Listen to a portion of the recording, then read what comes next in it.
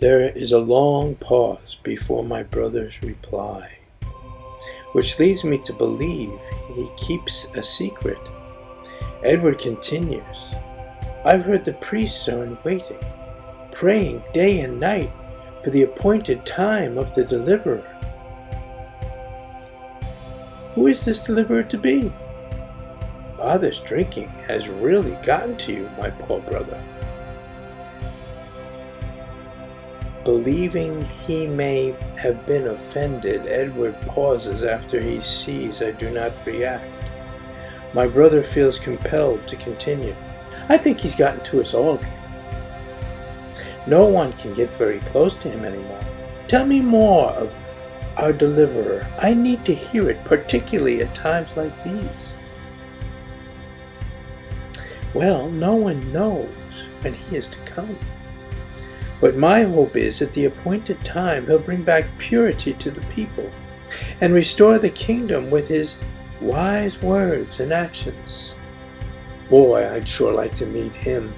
Why, I'd even settle for a priest right now just to find out the meaning of my dream. The fact that you are in line for the throne, having had the exact same dream 3 times in a row, this could mean the Great One is not only trying to speak to you, but have a message for all our people. I will break my silence. I believe our Queen and Mother knows where the priests are. Now, how do you know all this, and I do not? I happened by at the time of their departure, overhearing bits and pieces of conversation from the priests of the order. Where they're staying I do not know. But I did hear she could send them prayer requests, and something about taking courage, for the Great One is able to see you through all adversity, work all things out for good for those who love him, and to take heart, for they'd be praying for her. I wish I could have been there. If only there was something I could have done to stop this. Like what? You know, it is not your time to rule, sad but true. The birds begin to chirp out in the garden. Edward suddenly comes to the realization. Hey, it'll be morn soon. Then I realize it too, as we say together. Mother always prays at the dias at sunrise. I will go to her, tell her of my quest, and find out the meaning of my dream. Don't forget to get dressed first, and let me know what happens. I take leave of my brother with great excitement. My heart soars and my thoughts begin to race. The reality of what is happening starts to move me while sinking in. I know I must be calm to see clearly, as there is no telling what will unfold before me. Do I go back to sleep? No, I'll only bounce out of bed. Let me get dressed for travel and go to meet Mother in prayer at morn. It is still before sunrise. All is quiet as a fine summer's haze fills the air, signifying yet another uncomfortably humid day to come on the morrow. I pause momentarily by the frog pond in the courtyard as the moon shines down upon the water amongst its lilies. My focus shifts. The moon now gives light upon the many steps throughout the entrance of the great hall.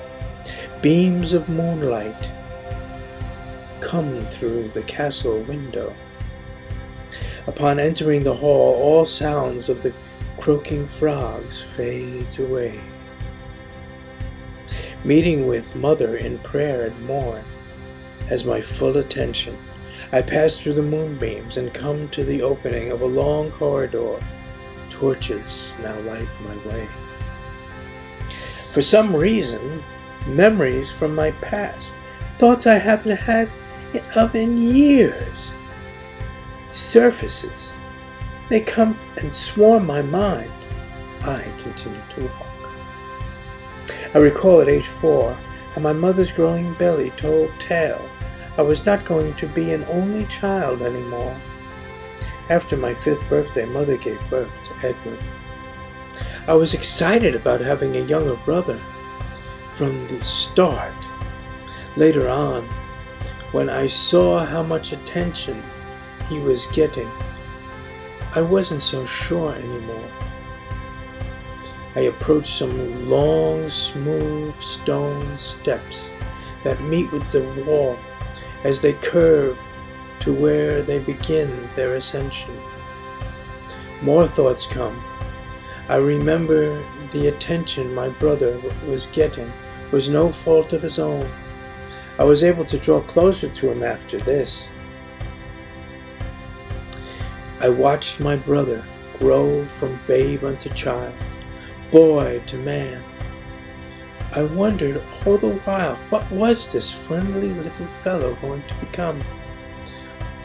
Though watching him made me forget I was getting older too. Then all at once it hit me. By divine right, I was next in line for the throne. I knew it in the back of my mind, really. But why me and not Edward? I am glad that the Great One had ordained it this way. Great One, priest, oh my mother's throne. I marvel at how easily I become sidetracked from my present focus. But whose spirit is there to follow that will truly keep me at peace? I remember the facts of what I've been taught and weigh them against the way all things are coming apart lately. I don't understand why the priest had to go. There is a darkness invades. Now, I'm just not so sure of what to believe anymore. The steps are large and wide beneath my feet. There are several high windows set within the walls that curve along with them. I climb the stair and moonbeams mixed with the haze of a heavy summer air, while illumination from the torches hanging on the walls add to the heat.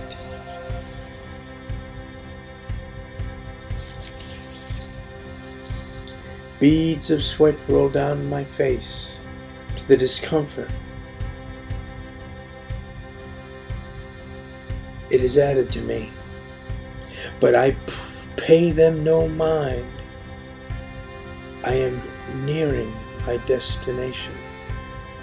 Continuing up the steps, oddly enough, more thoughts come, but these sharpen my focus. First of my father who ran the kingdom, which at one time he did so well. Everybody liked him, for he was fair with everyone, standing for what was right. Everyone knew his faith, being a proven man of principle. Uncommon to his now present nature, noticed upon his return from one of his trips, now ruling with drink, the golden goblet had become commonplace in hand. How distant we've all become. I noticed it with his subjects too. And author R.A. Feller, thank you for being here on the Calington Castle Show. My website is calingtoncastle.com if you want to learn more about us. And I'll see you next time.